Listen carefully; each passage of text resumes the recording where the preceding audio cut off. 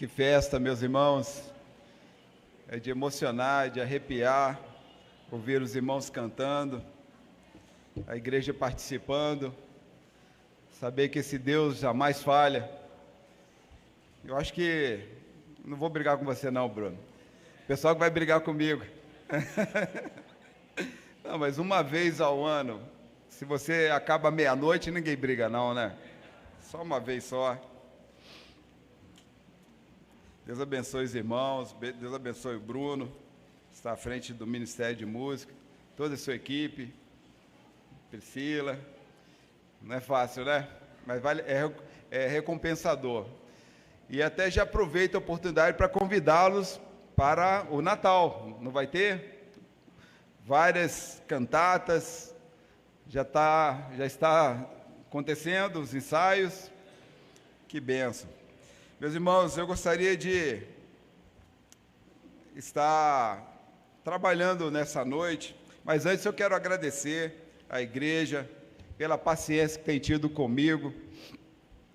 Esse tempo que eu estou estudando, os irmãos têm me ajudado bastante, assumindo o púlpito, e às vezes não tenho como atender nesse quesito a igreja, mas a igreja tem sido paciente comigo, orado por mim, e eu não tenho decepcionado a igreja. Essa semana recebi a minha nota do módulo, foi uma nota muito boa, glória a Deus por isso, mais uma vitória, oração dos irmãos. E os americanos são tão enjoados, em vez deles colocarem 95,5, eles colocaram 95,48, né? Você vê como que eles são enjoados, né? Mas Deus está me ajudando, e tem sido muito bom, tempo de aprendizado muito bom. Esse é o mês da música, e eu tenho como tema o que está ali: música, uma ferramenta de adoração e esperança em circunstâncias adversas. E o texto que nós iremos ler está em Atos dos Apóstolos, capítulo 16, ali tem um versículo que é o nosso versículo-chave. Vamos ler juntos?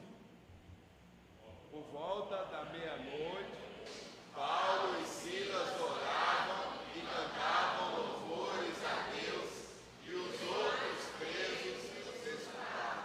Amém. Mas vamos ler esse texto que está no capítulo 16, vou ler a partir do versículo 16. É uma história, e não tem como nós narrarmos uma história se ela não tiver um início, um meio e um fim. Para chegar àquele contexto ali, a gente precisa entender um pouco como que chegou ao ponto de Paulo e Silas orarem, cantarem em um cárcere. Diz assim o texto: aconteceu que, indo nós para o lugar de oração, veio ao nosso encontro uma jovem possuída de espírito adivinhador, a qual, adivinhando, dava grande lucro aos seus donos. Seguindo a Paulo e a nós, gritava, dizendo: estes homens são servos do Deus Altíssimo, e anunciam a vocês o caminho da salvação. Isso se repetiu por muitos dias. Então Paulo, já indignado, voltando-se, disse ao Espírito: em nome de Jesus Cristo, eu ordeno que você saia dela. E ele, na mesma hora, o Espírito saiu. Quando os donos da jovem viram que se havia desfeito a esperança do lucro, agarraram Paulo e Silas e os arrastaram para a praça, à presença das autoridades. E levando-os aos magistrados, disseram: estes homens, sendo judeus, perturbam a nossa cidade, propagando costumes que não podemos aceitar nem praticar, porque somos romanos. Então a multidão se levantou unida contra eles, e os magistrados, rasgando-lhes as roupas, mandaram açoitá-los com varas. E depois de lhes darem muitos açoites, os lançaram na prisão, ordenando ao carcereiro que os guardasse com toda a segurança. Este, recebendo tal ordem, levou-os para o cárcere interior e prendeu os pés deles no tronco. Por volta da meia-noite, Paulo e Silas oravam e cantavam louvores a Deus, e os demais companheiros de prisão escutavam. De repente sobreveio tamanho terremoto que sacudiu os alicerces da prisão. Todas as portas se abriram e as correntes de todos os presos se soltaram. Oremos. Pai, em nome de Jesus, nós precisamos da ajuda do Senhor para que esta história tão linda seja uma história que venha fazer parte da nossa história, porque da mesma forma que Paulo e Silas foram chamados para te servir, nós também fomos chamados nesta geração. Que o Senhor nos abençoe, para que com clareza possamos expressar aquilo que o Senhor já falou aos nossos corações. Obrigado, ó Pai, por tudo que o Senhor já fez até aqui. Essa é a nossa oração, em nome de Jesus. Amém. Meus irmãos, essa história é uma história linda, uma história que começou em uma cidade chamada Filipos. Nós conhecemos a história de Paulo como missionário, e nesse contexto aqui, ele está numa viagem chamada a segunda viagem. Nós, quando lemos a história dessas viagens de Paulo, às vezes nós nos confundimos, porque são tantas cidades que ele passa, que nós nos perdemos. Mas eu quero fazer um itinerário com os irmãos, para que os irmãos entendam como é importante o agir do Espírito Santo na vida de homens que se predispõem a ouvi-lo, na vida de mulheres que se predispõem a atendê-lo. E assim foi a história desses homens. Filipos, como nós sabemos bem, e lá no versículo 12, diz que era uma cidade feita de colonos romanos. Colonos romanos, em plena região da Ásia Menor. Por que aqueles colonos romanos viviam ali? O Império Romano permitia que um cidadão já veterano de guerra ficasse naquela cidade, em uma colônia romana, para que aquilo fosse uma forma de manter a autoridade romana naquela localidade. Eles não voltariam para Roma, para a Itália, ficariam ali e ganhariam uns benefícios. Alguns deles, como eram isentos de compromissos fiscais. E por isso Paulo estava ali, e por isso havia essa colônia de romanos naquela cidade de Filipos. Quando nós fazemos uma breve passagem no capítulo 16, entre os versículos 6 a 10, nós vamos ver como que o Espírito Santo foi conduzindo as coisas. No verso 6, diz que o Espírito de Cristo não lhes permitiu ir a Bitínia, uma cidade. Nomes estranhos para nós, mas a ênfase aqui é entender como que o Espírito conduzia esses homens. No verso 7, já um pouquinho mais à frente, diz não mais o Espírito Santo, como na verdade está ali no versículo 6, mas o Espírito de Cristo. O Espírito de Cristo não permitiu que eles fossem... Deixa eu melhorar, eu errei aqui. No versículo 6, o Espírito Santo os impediu de pregar a palavra na província da Ásia. E no versículo 7, é que o Espírito de Cristo não permitiu que eles fossem a Bitínia. Nos versos 8 e 9, eles foram a Troade, uma outra cidade. E naquela cidade foi onde Paulo teve uma visão. ele teve uma visão em que havia um homem em pé, e esse homem rogava, dizendo: passa a Macedônia e ajude-nos. Caminhando um pouco mais, entre os versículos 11 ao versículo 15, nós vamos entender que Paulo e seus amigos, quando nós dizemos aqui amigos, porque entendemos Paulo e Silas, mas é interessante que no versículo 12, diz: nós fomos. Se fomos, está se referindo à primeira pessoa do plural, nós fomos. E quem escreveu essa carta foi Lucas. É possível que Lucas também estivesse ali com eles, nessa parte da narrativa. E no versículo 13, eles descobrem, juntamente com Paulo, um lugar fora da cidade. E esse lugar, como diz ali no versículo 13, era na beira de um rio. Havia ali mulheres que se reuniam para orar. Elas oravam. E dentre essas mulheres, havia uma mulher chamada Lígia. Paulo, juntamente com seus amigos, eles ministravam a palavra de Deus, o Evangelho, a essas mulheres, num lugar retirado, fora da cidade de Filipos.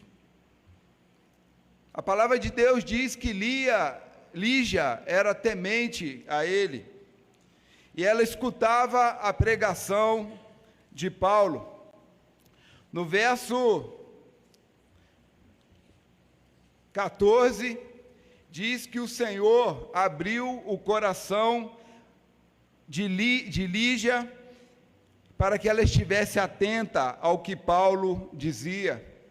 Interessante que no texto não fala Paulo pregava, mas Paulo dizia. Dizia aqui dá uma conotação de falar com ela, de ter uma oportunidade de compartilhar o amor de Deus, a vinda de Jesus Cristo ao mundo, pessoalmente a ela. E essa mulher, ela, por ter o seu coração aberto por Deus, pelo Senhor, ela se converte, ela crê, e ela alcança a salvação, e ali mesmo, presumo, naquele lugar, ela é batizada. Caminhando um pouquinho, lá no versículo 15, diz que toda a sua família insistiu também para que Paulo e seus amigos ficassem hospedados em sua casa.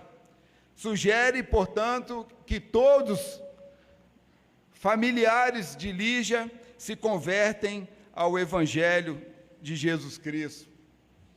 Agora, chegando aonde nós começamos a nossa leitura, que é no verso 16, diz que, indo nós para o lugar de oração, Paulo e Silas, eles caminhando para o lugar que eles acharam, um lugar especial, onde eles iriam orar constantemente. Ao encontro deles foi uma mulher jovem, que era possuída por um espírito de adivinhação.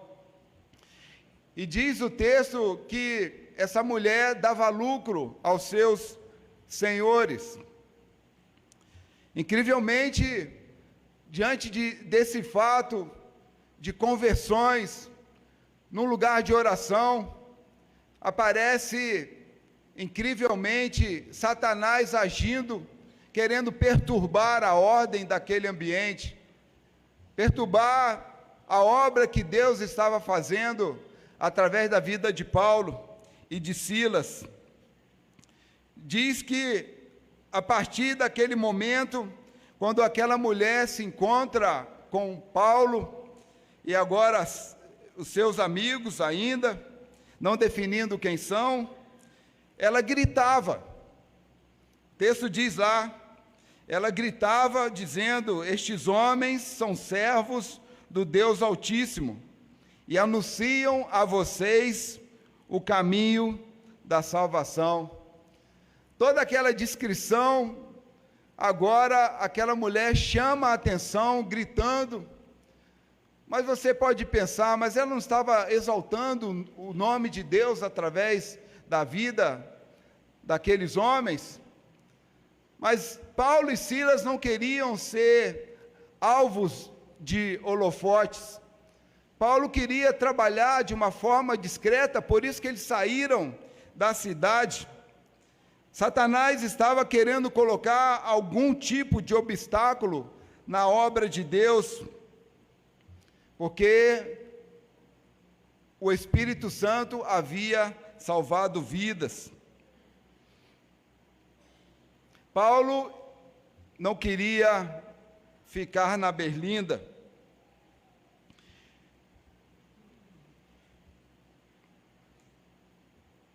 Após um grande período dessa insistência, de serem incomodados, Paulo ficou indignado e disse ao espírito de adivinhação, como podemos ver no versículo 18: em nome de Jesus Cristo, eu ordeno que você saia dela. E na mesma hora o espírito saiu. Como disse, a questão toda era que havia homens que obtinham lucro com a jovem. Agora não mais, porque o espírito de adivinhação dela saiu, porque o espírito de adivinhação sujeitou-se ao poder do nome de Jesus. E onde há poder vindo do nome de Jesus, não existe como um espírito contrário combater, resistir. E apenas uma palavra de Paulo, ele desconstruiu tudo aquilo de mal que havia no espírito daquela mulher. E a partir dos versículos 19 a 22, nós vamos ver uma mudança no cenário da ida de Paulo e Silas à cidade de Filipos. Aqueles homens que cuidavam de obter lucro através das adivinhações daquela mulher, o texto diz que eles agarraram Paulo e Silas e os arrastaram para a praça, à presença das autoridades, e disseram nos versos 20 e 21, estes homens, sendo judeus, perturbam a nossa cidade, propagando costumes que não podemos aceitar, nem praticar, porque somos romanos. Estes homens incitaram a multidão e os magistrados contra Paulo e Silas, a ponto de humilhá-los em plena praça pública, e eles tiveram suas roupas rasgadas, eles foram açoitados com varas. E no versículo 23 diz: e depois de lhes darem muitos açoites, os lançaram na prisão, ordenando ao carcereiro que os guardasse com toda a segurança. Paulo e Silas estavam agora num cárcere interior. Estavam com seus pés presos num tronco, vigiado por um carcereiro. Paulo e Silas já haviam sentido dores agudas dos açoites. Não seria estranho se eles estivessem ali reclamando. Não seria estranho se estivessem ali questionando tamanha crueldade, tamanha ferida nas costas, tamanha ferida nos ombros, talvez nas pernas, um sofrimento sem precedente. Contudo, aqueles homens perseguidores de Paulo ficaram frustrados, talvez, porque eles não conseguiram desanimar aqueles homens de Deus. Em meio a tanto sofrimento, em meio a tanta dor, aqueles homens ainda não perderam o ânimo. E eu gostaria, portanto, de destacar, dentro do nosso versículo-alvo, que é o versículo 25, 3 atitudes que fizeram Paulo e Silas, por volta da meia-noite, quando deveriam estar tentando, talvez, dormir, quando deveriam estar tentando, talvez, descansar. O texto diz que eles oravam, o texto diz que eles cantavam hinos, salmos a Deus. Incrível, muito diferente, às vezes, de nós, quando nós recebemos uma adversidade de Deus. Dificilmente nós cantamos, orar talvez, mas cantar é muito difícil. Aqueles homens nos surpreendem, porque eles não cansavam de fazer a obra de Deus. Parece que eles estão reproduzindo aquilo que Jesus disse em Lucas, capítulo 4, 18. O Espírito do Senhor viria para proclamar a libertação aos cativos. Isaías 61 também diz isso. Parece que eles queriam ser lançados ao cárcere para que lá também levasse a palavra de Deus aos cativos. Primeiro ponto que eu gostaria de conversar com os irmãos, refletir: Paulo e Silas oravam, é o que diz o versículo 25, lá do capítulo 16. Talvez orassem como deveríamos orar em circunstâncias semelhantes. Talvez nós deveríamos acompanhar ou aprender com este exemplo desses homens de Deus. Paulo e Silas oravam. Talvez orassem a Deus para que os sustentasse. Talvez orassem a Deus para que o Senhor os visitasse, como fez com José na prisão. Talvez orassem para que Jesus estivesse ali em companhia deles. Talvez orassem para que não fossem esquecidos, ou não se sentissem esquecidos naquele cômodo. Algo que poderia ser assim conosco. Quando nós oramos, será que nós estamos pensando no sustento do Senhor? Será que quando nós estamos passando lutas ou dificuldades, será que nós estamos buscando o consolo no Senhor? Será que quando nós nos sentimos esquecidos em nosso cômodo da casa, será que nós estamos pensando que estamos solitários ou apenas isolados? Porque o crente, ele nunca está solitário, ele tem o Espírito Santo que age na sua vida. Amém? Amém? É um exemplo para nós.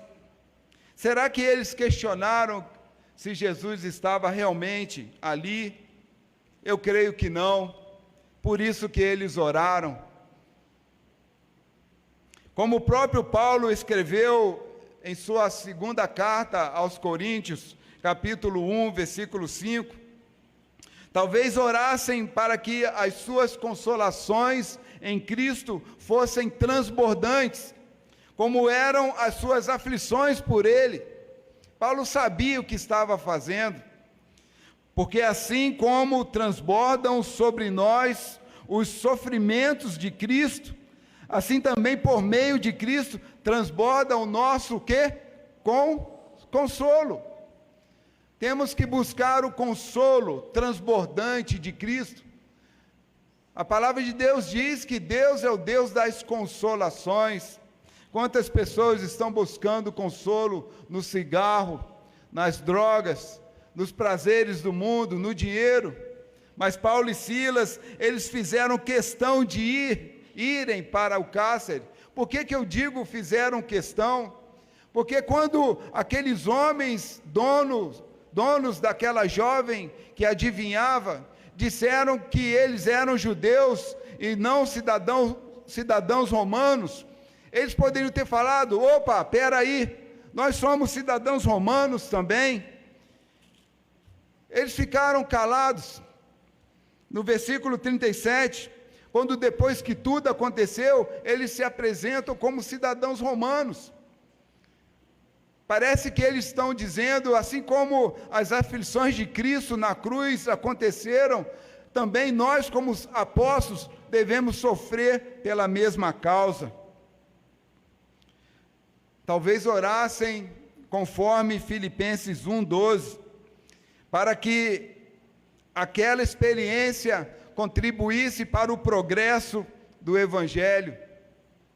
Quero ainda, irmãos, que saibam que as coisas que me aconteceram têm até contribuído para o progresso do Evangelho. Que visão! Quantas vezes nós não conseguimos enxergar aquilo que Deus está fazendo na nossa vida, porque Ele quer nos usar para um propósito que venha contribuir para o progresso do seu reino, e nós às vezes nos prendemos ao nosso egoísmo, às nossas necessidades, aquilo que primeiro compete a nós.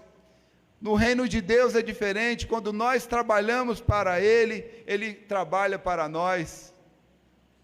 Quando nós fazemos a obra de Deus, quando nós servimos ao outro, Deus nos serve. E Paulo e Silas entendiam bem isso. Talvez orassem por aqueles que os perseguiam, para que Deus os perdoasse e lhes convertesse os corações. Não importa a hora, era meia-noite. Aquela hora não era a hora habitual para a oração. Eles não estavam presos a ritos, a tradições, mas eles queriam orar. Não importa o local, eles não estavam em uma sinagoga ou um templo. Eles estavam no lugar escuro, o lugar que eles estavam não era um lugar de oração, mas um cárcere. Não importa onde você esteja, não importa a hora, o que importa é que Deus está contigo. Amém? Amém. Mesmo assim, era adequado orar. Foi uma oração aceitável. Seja qual for a profundeza do cárcere, seja qual for a profundeza do abismo, nós precisamos orar e clamar ao Senhor. Não há lugar nem hora imprópria para a oração, se o coração ainda há forças para elevar a Deus. Em Tiago, capítulo 5, versículo 13, fala algo muito interessante a respeito do sofrimento. Fala que nós devemos ser companheiros de sofrimento e nos unir a quem sofre, nos unirmos em oração. Se alguém de vocês está sofrendo, faça oração. Se algum amigo está sofrendo, faça oração. Se o seu filho sofre, se a sua esposa, se o seu pai, sua mãe sofrem, faça oração. Seja qual for a questão, por mais dolorosa que seja, que nos disponhamos em orar. Paulo e Silas fizeram isso muito bem. A dor e o mal-estar não foram impedimentos para que deixassem de orar. Uma outra questão também que o texto diz é que Paulo e Silas cantavam louvores. no versículo 25. Diz lá: por certo, cantar louvores a Deus. Vou pegar aqui o tema que o Bruno, inspirado por Deus, nos ensinou como tema desse mês da música. É uma ferramenta eficaz de adoração e esperança em circunstâncias adversas. Cantar louvores também é uma ferramenta. Assim como o pedreiro precisa da sua ferramenta para executar um trabalho com eficiência, a ferramenta chamada louvor cantado, ela também traz esperança em circunstâncias adversas.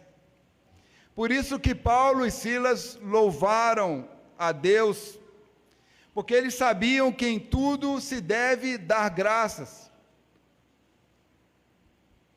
1 Tessalonicenses, o mesmo Paulo escreve, capítulo 5, versículo 18: em tudo deem graças, porque esta é a vontade de Deus para vocês em Cristo Jesus.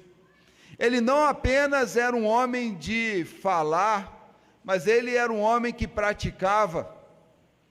Ele nos ensina nesse versículo que ele, mesmo lá no cárcere com seu amigo, ele estava dando graças através do louvor, cantando hinos, cantando salmos, que como judeu sabia bem, mesmo tendo a sua cidadania romana.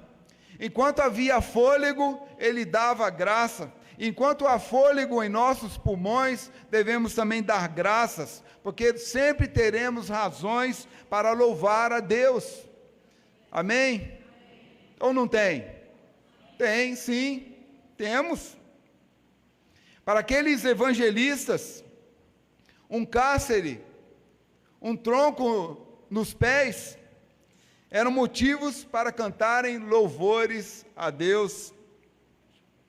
Meus irmãos, por muito menos nós não fazemos isso, não é verdade?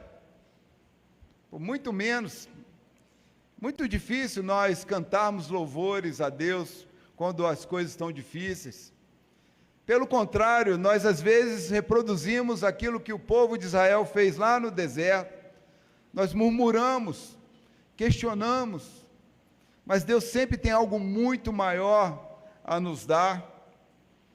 Quando Ele permite que passamos por essas questões da vida, Ele quer que você conte com a sua ajuda. Não murmure.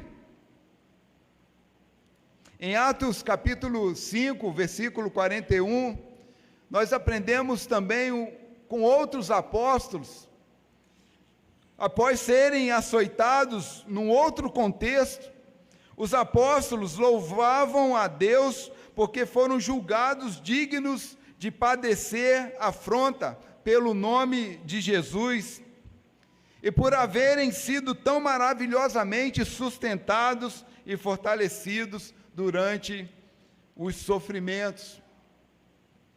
E eles se retiraram do sinédrio muito alegres por terem sido considerados dignos de sofrer afrontas por esse nome. No versículo anterior fala que eles foram açoitados.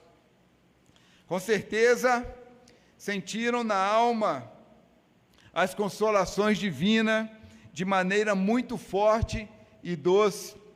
Eles não estavam preocupados com o exterior, mas estavam preocupados com a alegria da alma. É isso que deve valer em nós. Não devemos nos preocupar a respeito do que os outros pensam. Devemos nos preocupar a respeito do que há dentro da nossa alma. É isso que vale a pena. Se o nosso Deus é Espírito, e de fato é, o que importa é valorizarmos o nosso espírito com Cristo, caminhando com o nosso Senhor. Com certeza, eles sentiram na alma as consolações de Deus, consolações fortes, consolações doces. Eles não apenas louvavam a Deus, mas cantavam ao Senhor louvores. Voltando lá em Tiago, capítulo 5, versículo 13, na segunda parte do texto, assim como é o nosso dever que o que sofre, nós devemos orar por ele, assim também é nosso dever que o alegre, nós devemos cantar louvores com ele. Chorar com os que choram e cantar, se alegrar com os que se alegram. Diz lá o versículo, na segunda parte: alguém está alegre, cante louvores. Era perto da meia-noite, quando Paulo e Silas cantavam hinos, salmos e louvores a Deus, para que também os outros presos escutassem. Certamente havia dois propósitos: cantar para que o louvor chegasse aos ouvidos do Senhor, mas eles cantavam também como testemunho. Quantas pessoas às vezes cantam tantas coisas que não agregam valor espiritual, às vezes cantam perto de nós coisas que nos aborrecem, e nós às vezes não cantamos, não testemunhamos. Quem tem o dom da voz, use sua voz, cante louvores, cante aos seus vizinhos, cante nos cultos, cante, chame o Bruno, quero cantar, porque isso edifica a igreja. Os outros presos escutavam as orações, escutavam também os cânticos de Paulo e Silas. No finalzinho do versículo diz: e os demais companheiros de prisão escutavam. Se os demais companheiros de prisão não escutavam as orações, eles poderiam escutar Paulo e Silas cantando louvores. Isso mostra a importância de cantar louvores ao Senhor. Os nossos lábios foram feitos para cantar louvores a Deus. Não podemos misturar as estações. Nós fomos separados do mundo para sermos agentes do Senhor para a proclamação do Evangelho. E nossos lábios não podem dar espaço para louvores que não exaltam o nome do Senhor. Talvez eles tenham cantado tão alto porque naquele horário era o horário para se dormir, e eles estavam dispostos para cantar, mesmo num calabouço, e os cânticos eram ouvidos por toda a prisão.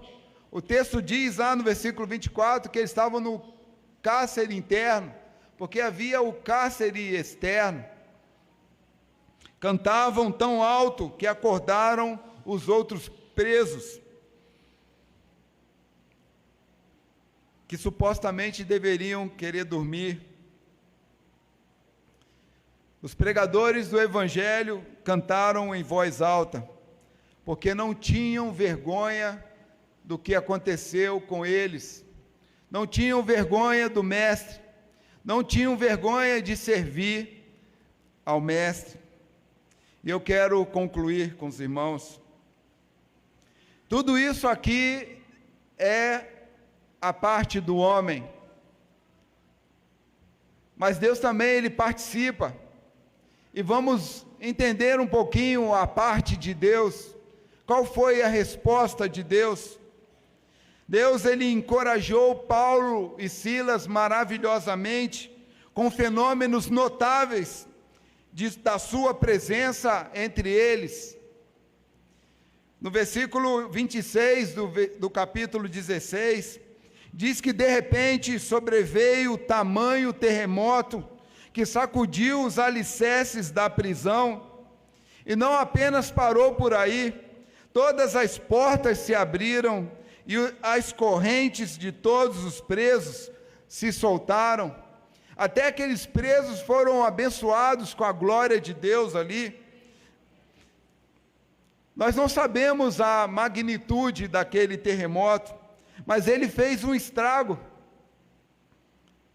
Enquanto eles ouviam com atenção, Deus estava agindo na eternidade. A força foi tão violenta que sacudiu os alicerces do cárcere, e todas as portas se abriram e as correntes de todos os presos se soltaram. O terremoto os deixou aterrorizados, a ponto de convencê-los que aqueles 2 homens eram escolhidos de Deus. Meus irmãos, às vezes nós estamos orando, estamos cantando, estamos dando o nosso testemunho, e parece que nada está acontecendo. Mas não se preocupem com isso. Deus está vendo tudo. Deus está no controle de tudo. Quando você menos perceber, vai acontecer um terremoto. Amém? Mas na sua alma, na sua família, na sua vida. Mas não para destruir, mas para exaltar o nome dEle, para te exaltar. Se porventura você se sente um tanto quanto diminuído, não pense assim. Deus está no controle de todas as coisas. Ele age no silêncio, como agiu aqui. E Ele está agindo no silêncio da sua vida, como age na minha vida. Pode ser que quando ouviram Paulo e Silas orando e cantando louvores a Deus, os presos os admiraram e trataram eles com respeito. Talvez eles tenham pensado aquilo que aquela jovem com o espírito de adivinhação estava falando. Ela falou uma verdade. Ela diz: estes homens são servos do Deus Altíssimo. Eu sou servo do Deus Altíssimo.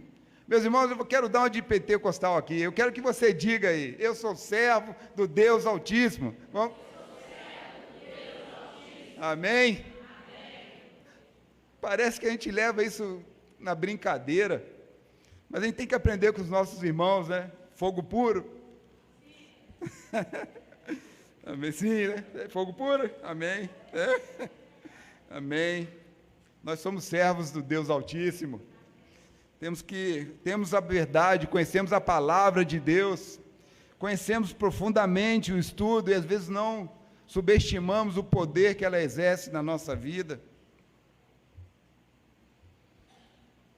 Para recompensar aqueles que ouviam, eles também tiveram a participação no milagre. Todas as cadeias foram quebradas, todas as correntes foram soltas, não apenas os homens de Deus, mas aqueles que estão por perto vão também usufruir da glória de Deus. Se você é o único da sua casa que é temente ao Senhor, eles vão ser abençoados como você já são. Não é assim que a gente aprende em Gênesis 12, quando Deus fala a Abraão, que abençoaria todos aqueles que abençoassem a Abraão, amém? É assim que é. Deus é o Deus benigno, bondoso. Deus abriu as portas da prisão para aqueles homens, mas incrivelmente eles não fugiram. Por quê? Porque havia uma sensibilidade espiritual neles. Essa sensibilidade que eles tinham, evangelística, era para salvar o carcereiro, não era para fugir. Eles ficaram ali, eles não fugiram, eles salvaram o carcereiro e toda a sua família. Na jornada da vida com Deus, precisamos fazer a nossa parte, precisamos orar, precisamos cantar louvores, para que o Senhor ouça e para que as pessoas ao nosso redor também conheçam o nosso testemunho. E aprendendo com essa história, nós vamos também entender que Deus também faz a parte dele. O nosso Deus não é um Deus negligente. E quando nós menos esperamos, Ele vem com a resposta, Ele age com poder, Ele age com glória. E Ele sempre nos concede mais do que pedimos ou almejamos, ou que esperamos até, sempre nos surpreendendo, a ponto de sacudir os nossos alicerces, porque nós nos sentimos envergonhados diante da glória dEle. Quantas vezes me senti envergonhado, olhava para trás e Deus realizava tanta coisa, chega num contexto, será? E Deus me envergonhava, Ele sempre me surpreendia, me dando muito mais. E esse dar muito mais, às vezes, é até tirar. Eu queria convidá-los para que orem comigo, feche seus olhos. Eu não sei o quanto essa palavra atingiu você. Eu não sei em que ponto do discurso falou o seu coração, mas eu sei que a palavra de Deus, ela é atuante, é como uma espada afiada, ela vai no profundo da nossa alma. Seja o que for que tocou o seu coração, não resista àquilo que Deus falou no seu coração, mude. Porque você poderia ter escolhido várias igrejas nessa cidade, mas o Espírito do Senhor te trouxe aqui nessa noite. Você poderia ter ido para igrejas maiores do que esta, com louvores melhores do que o nosso, mas foi aqui que você ouviu o canto coral, ouviu o testemunho dos irmãos que vieram aqui à frente, cantaram para você que esse Deus jamais falhará. E se você ouviu tudo isso e você entendeu que algo falou profundamente no seu coração, mude. Entregue totalmente a sua vida, o seu ser. Entregue a sua alma a Jesus Cristo. Se você não ora, ore. Se você não canta, cante. Se você tem vergonha, seja corajoso, ousado. Se você sofre, dê glórias a Deus.